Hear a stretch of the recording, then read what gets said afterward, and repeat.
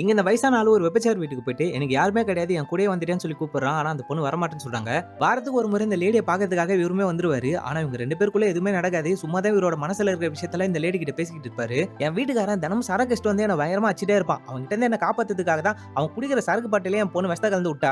என் பொண்ணை எப்படியாச்சும் ஜெயில இருந்து வெளியேற்றிட்டு அவளுக்கு ஒரு நல்ல வாழ்க்கையை கொடுக்கணும்னு நான் பாக்குறேன். அதனால தான் வேற வழியே இல்லாம இந்த மாதிரி ஒரு கேவலமான தொழிலை கூட நான் செஞ்சுட்டு இருக்கேன். உங்க கூட எல்லாம் என்னால வர முடியாது, நீ போன்னு சொல்லி இந்த பொண்ணுமே விரட்டி அனுப்புறாங்க. இந்த ஆள் ஒரு சரியான ஜாதி வரி பிடிச்சுவேன். இவனோட பொண்ணு வேற ஜாதி பையனை லவ் பண்ணதுனால அந்த பையனை இவங்க ஆளுங்க எல்லாருமே சேர்ந்து கொன்னுறானுங்க. லவ்வர் செத்து போயிட்டானேன்ற சோகத்தினால அந்த பொண்ணால நிம்மதியா வாழவே முடியல. அதனால அந்த பொண்ணுமே விஷத்தை குச்சி செத்து போயிடுறாங்க. செத்து போனவனோட ஜாதிக்காரனுங்க இந்த பையனை கொன்றுவாங்க சொல்லிட்டு பயந்து போயிட்டு தான் இந்த பொண்ணோட அண்ணனுமே இந்த ஊரை விட்டு ஓடி போயிட்டு இருப்பான். இந்த ஆளோட பையனுக்கு கல்யாணம் ஆயிட்டு குழந்தையும் வந்துட்டு இருக்கும். முதல் பர்த்டேன்றதுனால கிராண்டா செலிப்ரேட் பண்ணலாம்னு சொல்லிட்டு அவனுமே பிளான் பண்ணி வச்சிருப்பான். தங்கச்சி செத்து போனதுக்கு அப்பாதான் காரணம் சொல்லிட்டு இவனுமே பல வருஷமாவே பேசாம இருந்திருப்பான். பர்த்டே ஃபங்க்ஷனுக்கு பையன் கூப்பிடலனாலும் பரவாயில்ல, பேத்தியை பார்க்கணும்னு சொல்லிட்டு இவருமே போறாரு. அந்த குழந்தைய தூக்கத்துக்காக போனா நீங்களாம் தூக்க தேவைன்னு சொல்லிட்டு அவனுமே மூஞ்சால சரமே பேசிடுறான். இந்த ஆளுக்கு ரொம்ப அசிங்கமா போயிடுச்சு. அதனால சோகமா வந்துட்டு இந்த லேடி கிட்டயுமே பேச ஆரம்பிக்கிறான். உன் பொண்ணு வேற ஜாதி பையனை லவ் பண்றான்னு சொல்லிட்டு தானே அவனை எல்லாருமே சேர்ந்து கொண்டீங்க. உங்க ஜாதி பையனையா பார்த்து நீங்க கல்யாணம் பண்ணி வைக்கிறீங்க. அந்த பையன் உங்க பொண்ணு சரியா பாத்துக்கலாம் மட்டும் என்ன சொல்லி சமாளிப்பீங்க? வாழ்க்கைனா இப்படிதாமா இருக்கும், நீ தான் கொஞ்சம் அட்ஜஸ்ட் பண்ணி வாழணும் சொல்லிட்டு அந்த பொண்ணு இப்படிதான்டா நீங்க சமாளிப்பீங்க.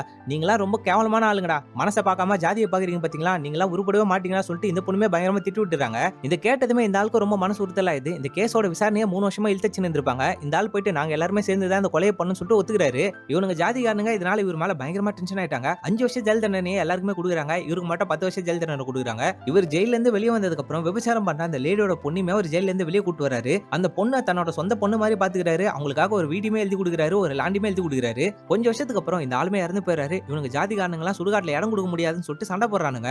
உங்க அப்பானால நாங்க எல்லாருமே ஜெயிலுக்கு போயிருக்கோம், அதனால அவனுக்கு சுடுகாட்டுல இடம்லாம் கொடுக்க முடியாது. அதே மாரி நாங்க சுடுகாட்டுல இடம் கொடுக்கணும்னு வச்சுக்கேன், சுடுகாட்டுக்கு பக்கத்திலே ஒரு ஏக்கர் லேண்ட் இருக்கு, அதை எங்க பேர்ல எழுதி விடு, அப்பதான் உங்க அப்பாவோட பணத்தை சுடுகாட்டுல எடுக்கிறதுக்கு இடம் கொடுப்போம்னு சொல்லிட்டு இவனுங்களுமே தீர்ப்பு கொடுத்துறானுங்க. அந்த ஒரே ஏக்கர் லேண்டுமே இந்த பொண்ணு பேர்ல தான் இருக்கும். இந்த பொண்ணு கிட்ட வந்து கேட்டா அதெல்லாம் என்னால கொடுக்க முடியாது, நான் ஊருக்காக வேணா இந்த லேண்ட் எழுதி கொடுக்குறேன்னு சொல்லிடுறாங்க. மத்த ஜாதிகாரங்களா ஏரிக்கு வெளியே போயிட்டு எரிகிறாங்களா, அது மாதிரி யாருமே செய்யக்கூடாது, எல்லாருமே இதே இடத்துல எரிச்சு அவங்களோட இறுதி சடங்கு செஞ்சுக்கணும்னு சொல்லிட்டு தான் இந்த லேண்ட் எழுதி கொடுக்குறேன்னு சொல்லிட்டு இந்த பொண்ணுமே கொடுத்துறாங்க. இந்த பொண்ணு இப்படி பேசுறது கேட்டதுமே எல்லாரும் சமன்ற விஷயத்த இந்த ஆளுமே புரிஞ்சுக்கிறான். அப்படியே இந்த படத்தையுமே முடிக்கிறாங்க.